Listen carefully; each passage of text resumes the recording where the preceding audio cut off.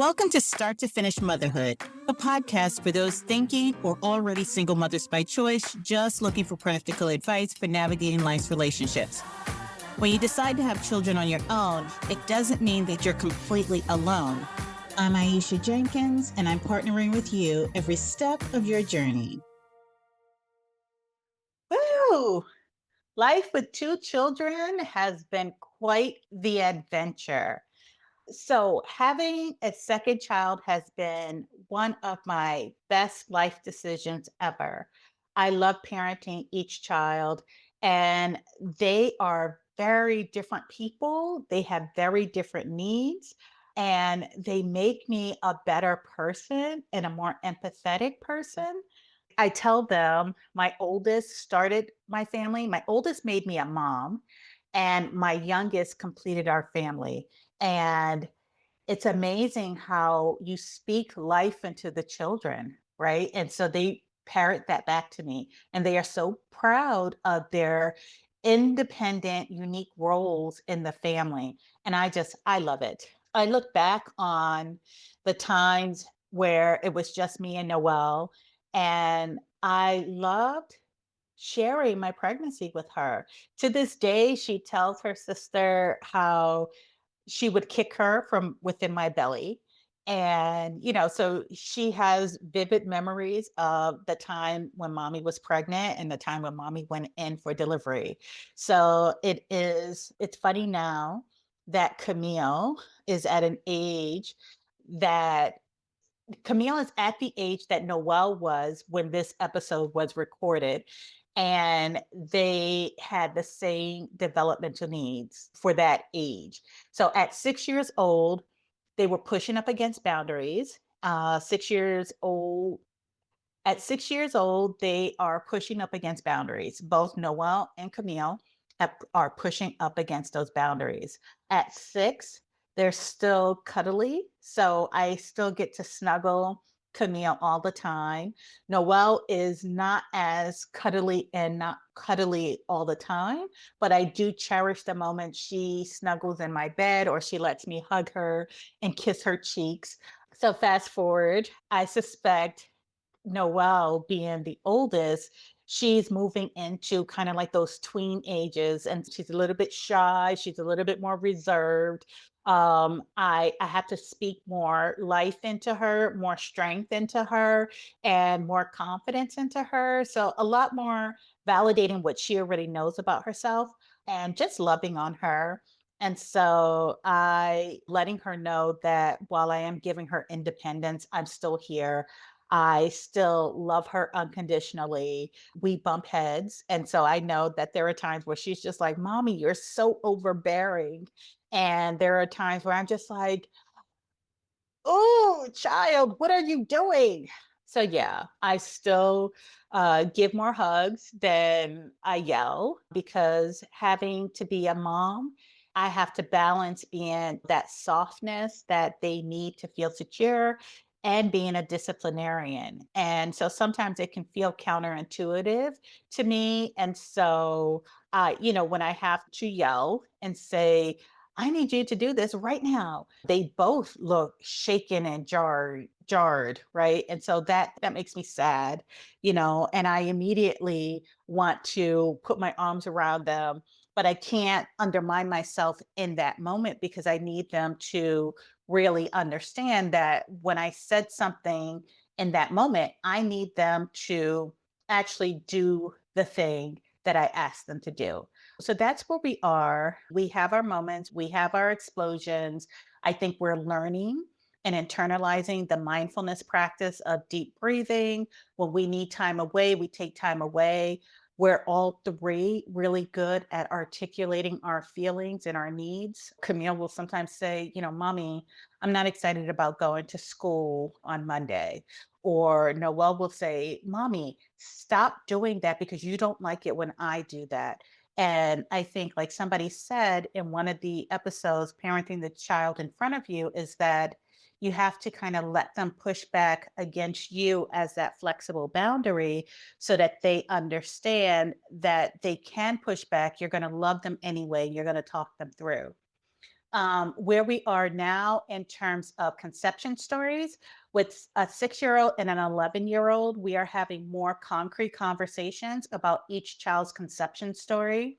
I'm still very mindful of having private conversations with each child individually because they do have some variations in their donors. And so I want to make sure that they each understand their unique conception stories and then they can come together and discuss, as I know siblings will, which, warms my heart that they will be able to talk through. So it's just evolving. But like we say in the SMC community, tell them early, tell them often. I am now 11 and a half years in, and I have told my children early, I have told them often, and it is just a regular part of our lives. Now, they do have their moments where they do wish that there was another adult in the house. My youngest will ask about a daddy. The children are just realizing that mommy had been married before and what that means. And so it is very interesting for them to see me as a human person and then to ask me those questions because that now opens the door for me to talk about relationships and to talk about friendships and to talk about how people should treat you. And then, based on this episode, the advice that I'd offer SNCs is still the same. If your end goal is to be a parent, explore all options until you're satisfied or you come to peace with any potential results. And that will vary from person to person, and nobody can tell you, what is right for you. You will know and you will have a sense of peace. Let's see, save money for that Hail Mary try. If you're trying to conceive, save money to get you halfway toward an adoption. If adoption is an option for you, save money for a rainy day because you don't know how this journey is going to work out for you. Life happens. And you may need both. You may need a Hail Mary and you may need that rainy day fund. So I'm just speaking from experience. Ask me how I know because I needed it all. I would share my donor egg story the same way as I did with this episode because I think that it is important for someone to see life after and to understand that not everybody's journey is a straight path and that there are options that are open to you. Not every option is going to be right for you, but knowing what the universe of options are, I think gave me the made me feel empowered in making the best choice for me if I decided to end my journey, if I decide to go a different route. And thank goodness I knew people in the community who had gone each of those different routes. So I was really able to lean into that sisterhood. And to this day, those people are my people and I love them. So I have no regrets for sharing my donor egg story. My daughter, I refer to the gift of the donor egg as a golden egg that was gifted to me from another woman. And I think that honors the donor as well as honoring the honesty of our story. As we get older, we'll get more concrete, but no regrets. Let's see. Also, another piece of advice is that once you decide on your path, find a supportive, diverse, and safe community to walk this journey with you. Because sometimes it can become so dark and so overwhelming that you're going to need people to pull you back. You're going to need people to be hopeful for you. You're going to need people to carry the emotional load for you so that you can have a clear head as you go into these different procedures. There was a few women in our group who were trying to conceive for their first time, running out of money, and we're like, I don't know if this is going to work. I have one embryo, and I can tell you, whether it's one try, the third try, each person who has put into the universe that they wanted to become a parent, they pick their path, they have become parents. And there have also been people who have decided this is as far as I'm going to go.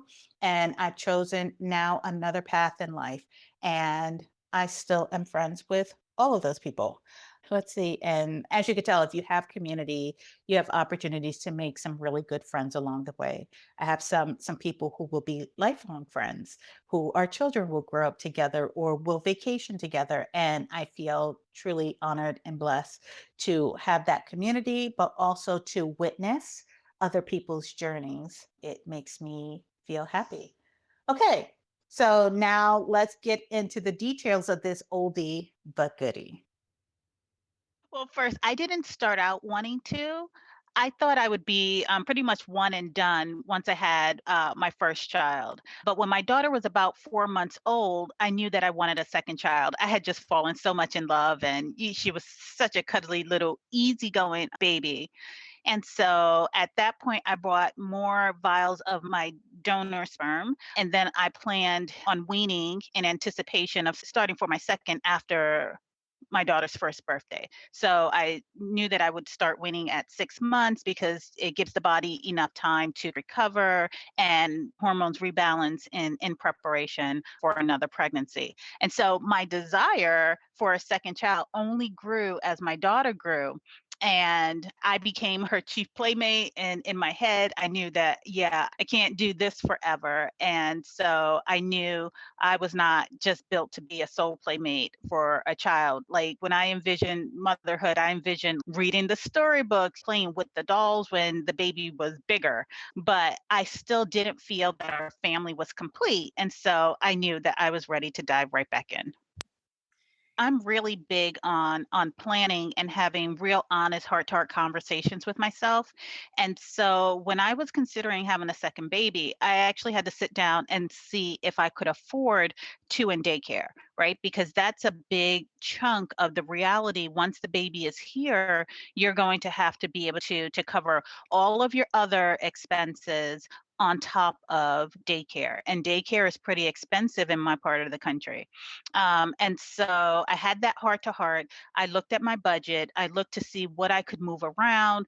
I had intentionally, when I moved to the area, I had intentionally stayed flexible in my living situation. So my first apartment was roughly like 2600 a month. And then I made a second move when I started trying initially for the second baby. And that had dropped my monthly rent to about 1800. And then once I got deep into the process of trying, I had to make another move that dropped my rent to 1600. So for me, it was a balancing act to free up funds in order to be able to continue trying and also to make the realities of daycare for two a possibility. So for me, finances was really a deciding factor.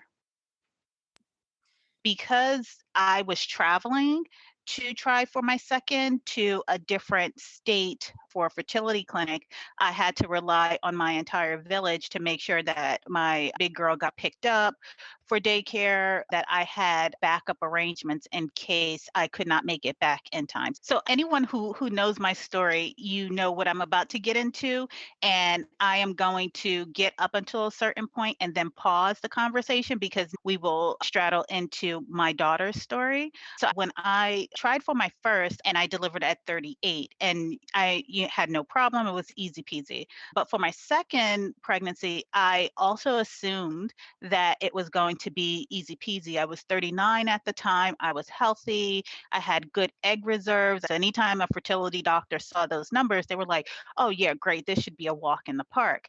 I tried my first IUI. It did not take. I tried my second IUI. It did not take. And then it began to spiral out once I started adding additional intervention. What I didn't know at the time was that I was experiencing secondary infertility, which could happen for a variety of reasons, but I was in the cascade waterfall of a secondary infertility. And so I say all that because I want to put out a PSA because you will hear a lot of stars and a lot of people make the misassumption that, yeah, you can get pregnant into your 40s, mid 40s, even 50s.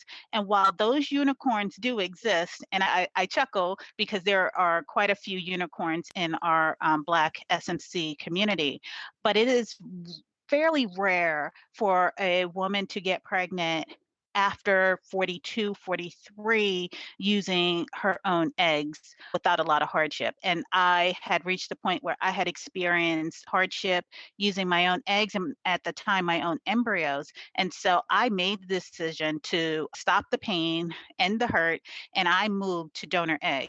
And it was easy for me to move to donor egg for my second pregnancy because I had already known women who had done it. And I had seen that this is doable, this is a part of life. It doesn't really impact anything from the point of I got this little tiny pinprick piece of DNA combined with another pinprick piece of DNA and popped it into the uterus. And so for me, that was the answer for being able to continue on with my family building. I think it helps to know someone who has done this and lived to tell the story. And past having that embryo transferred, I never thought about it again, but I knew that if we were going to do this podcast series and use this as a platform to tell true and honest stories, that I would be remiss if I didn't tell that part of my story.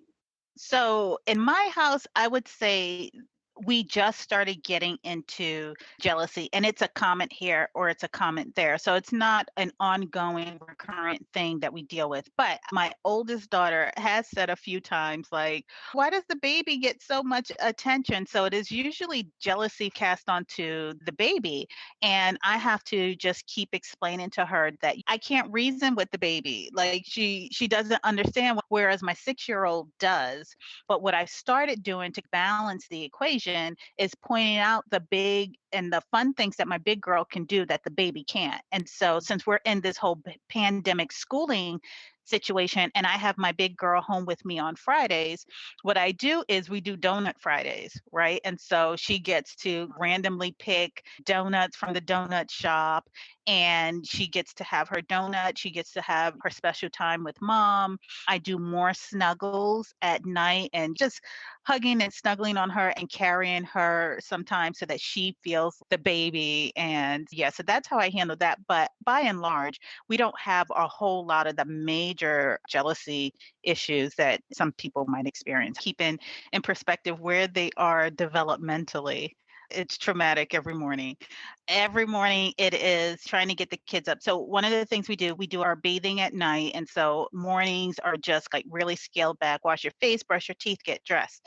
That takes us probably an hour and a half. Like before normal, when I was single, my entire morning was like roll out of bed, get dressed quickly. But now I have a full day's worth of emotions and energy expended before I even start my workday. So we pretty much, I get the baby up and ready. We snuggle, she eats, she drinks, diaper change, brush teeth, and all of that. But to get out of the house on time, it is an orchestrated dance routine trying to get out the house without tears. So the only reason I get out of the house on time, there are two things that motivate me to get out of the house and get the troops on the go. One is that I don't want to have to feed my baby a real meal. I will give her pieces of cheese, a piece of toast just to settle her tummy for the car ride, but a full on breakfast routine, I don't want to do that Monday through Friday. And then also, I have to send her to school with a clean diaper. And I know approximately when she poops. And if we stay home too long, she's going to poop that new diaper. So I'm like, I don't want to change that. So I make sure that we get out the house before her time to poop so that daycare can change the diaper. So this pandemic is both a blessing and a curse, right? I will say that because of the timing of the pandemic and where the baby is developmentally, I haven't yet had to fight the restaurants and taking the unruly 18-month-old to a restaurant. And I'm hoping that we miss that hellish travel phase where I know if we were not in a pandemic, I would have wanted to take a vacation and then I would have had to deal with what happens when your 18-month-old wants to run up and down the airplane. So hopefully I get to avoid all of that and she gets to the point of reason before we take our first plane vacation. 1 to 2 was definitely the harder transition for me, and I think because of the age, at the time that I was trying and pregnant, my big girl was 4 and 5, so you get used to sleeping, you get used to them being able to feed themselves, go to the bathroom. So when I went from 1 to 2, what almost immediately expanded exponentially was the amount of stuff that comes with a new baby and the amount of stuff that was then in the house. And then laundry. Like right now, I'm sitting here looking at a beeline of probably 2 loads of laundry that are washed but need to be folded. And at some point, you just run out of space because they just require so much stuff and so much clothes. And who needs pajamas and all the little socks? Yeah, that was the pain points of my transition. So definitely from one to two was harder. Okay, I really wanted to say something that would add value. So I would say pray for a short journey, but save for a long one.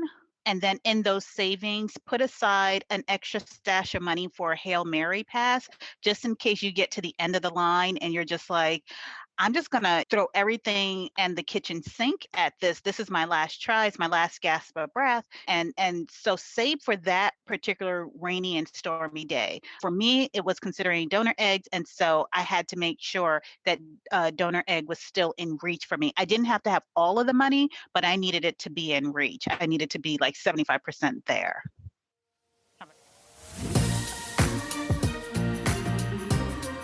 Thanks for listening to Start to Finish Motherhood with Aisha. If you want to keep the conversation going, follow Start to Finish Motherhood on Instagram or email me at aisha@starttofinishmotherhood.com. If you love this episode, please share it with anyone who's thinking of becoming a single mother by choice, anyone who's already parenting as a single mother by choice and just looking for advice on navigating it all, or a friend or family member who's looking to support someone else's single mother by choice journey. Until next time, bye now.